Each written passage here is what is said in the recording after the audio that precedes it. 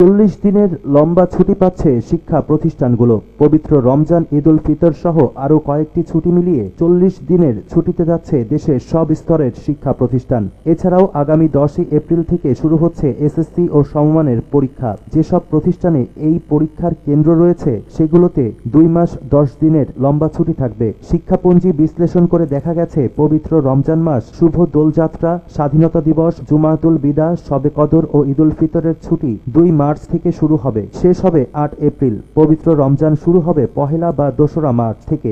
২৮ ফেব্রুয়ারি ও পহেলা March শুক্র ও শনিবারের ছুটি থাকায় শিক্ষা প্রতিষ্ঠানগুলোতে সর্বশেষ ক্লাস হবে ২৭ ফেব্রুয়ারি বৃহস্পতিবার। সে হিসাবে একটানা বন্ধ থাকবে ৪০ দিন। শিক্ষা প্রতিষ্ঠানের প্রধানরা জানান, এসব ছুটির ঘোষণা দিয়ে রাজধানীর বিভিন্ন শিক্ষা প্রতিষ্ঠানে ইতোমধ্যে ছুটির নোটিশ টানানো হয়েছে। এতে বলা হয়, পবিত্র রমজান মাস, শুভ দোলযাত্রা, স্বাধীনতা দিবস, জুমাতুল বিদা, শবে কদর ও ঈদুল ফিতরের ছুটি ২রা মার্চ থেকে শুরু হয়ে শেষ হবে ৮ এপ্রিল। জানতে চাইলে মাধ্যমিক ও উচ্চ মাধ্যমিক অধিদপ্তরের উপপরিচালক মাধ্যমিক মোহাম্মদ ইউনুস ফারুকী বলেন, রমজান ও ঈদুল ফিতর সহ আরও কিছু ছুটি মিলিয়ে প্রায় ৪০ দিনের ছুটি শুরু হবে। সরকারি শিক্ষাপঞ্জি অনুযায়ী এ ছুটি থাকবে।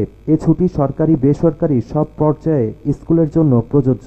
জানতে চাইলে মাধ্যমিক উচ্চ মাধ্যমিক অধিদপ্তরের উপপরিচালক কলেজ নুরুল হক শিকদার বলেন, সরকারি নির্দেশনা অনুযায়ী সব সরকারি ও বেসরকারি কলেজ রমজানের ছুটির আগে ২৭ ফেব্রুয়ারি বৃহস্পতিবার সর্বশেষ ক্লাস হবে। অন্যদিকে ১০ এপ্রিল থেকে শুরু হবে চলতি বছরের এসএসসি ও সমমানের পরীক্ষা।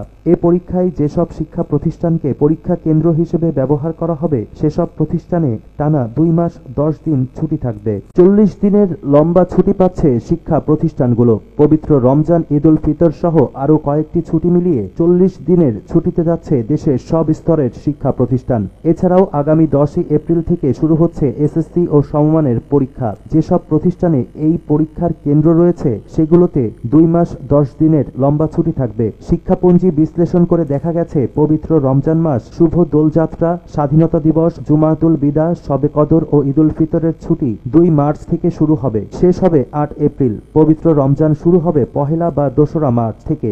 ২৮ ফেব্রুয়ারি ও পহেলা মার্চ শুক্র ও শনিবারের ছুটি থাকায় শিক্ষা প্রতিষ্ঠানগুলোতে সর্বশেষ ক্লাস হবে ২৭ ফেব্রুয়ারি বৃহস্পতিবার। সে হিসাবে একটানা বন্ধ থাকবে ৪০ দিন। শিক্ষা প্রতিষ্ঠানের প্রধানরা জানান, এসব ছুটির ঘোষণা দিয়ে রাজধানীর বিভিন্ন শিক্ষা প্রতিষ্ঠানে ইতোমধ্যে ছুটির নোটিশ টানানো হয়েছে। এতে বলা হয়, পবিত্র রমজান মাস, শুভ দোলযাত্রা, স্বাধীনতা দিবস, জুমাতুল বিদা, শবে কদর ও ঈদুল ফিতরের ছুটি ২রা মার্চ থেকে শুরু হয়ে শেষ হবে ৮ এপ্রিল। জানতে চাইলে মাধ্যমিক ও উচ্চ মাধ্যমিক অধিদপ্তরের উপপরিচালক মাধ্যমিক মোহাম্মদ ইউনুস ফারুকী বলেন, রমজান ও ঈদুল ফিতর সহ আরও কিছু ছুটি মিলিয়ে প্রায় ৪০ দিনের ছুটি শুরু হবে। সরকারি শিক্ষাপঞ্জি অনুযায়ী এ ছুটি থাকবে।